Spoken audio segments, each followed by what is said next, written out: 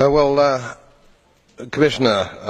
Mr. President, I rise again, I am afraid, to make the same old hoary speech that I have been making here for several years, and that is, it is my opinion that you do not really understand the concept of banking.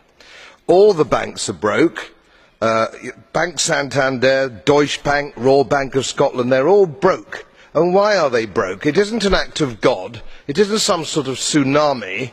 They are broke because we have a system called fractional reserve banking, which means that banks can lend money that they do not actually have. It is a criminal scandal, and it has been going on for too long. To add to that problem, you have moral hazard, a very significant moral hazard from the political sphere. And most of the problem starts in politics and central banks, which are part of the same political system.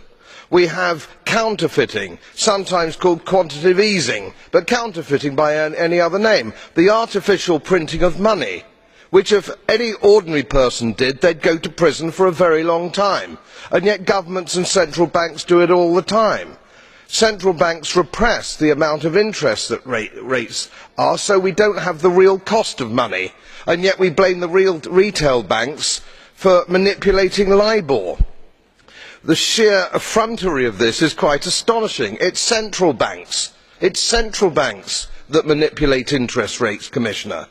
And plus, underneath all this, we talk loosely, in a rather cavalier fashion, do we not, about deposit guarantees. So when banks go broke through their own incompetence and chicanery, the taxpayer picks up the tab. It is theft from the taxpayer. And until we start sending bankers, and I include central bankers and politicians, to prison for this outrage, it will continue.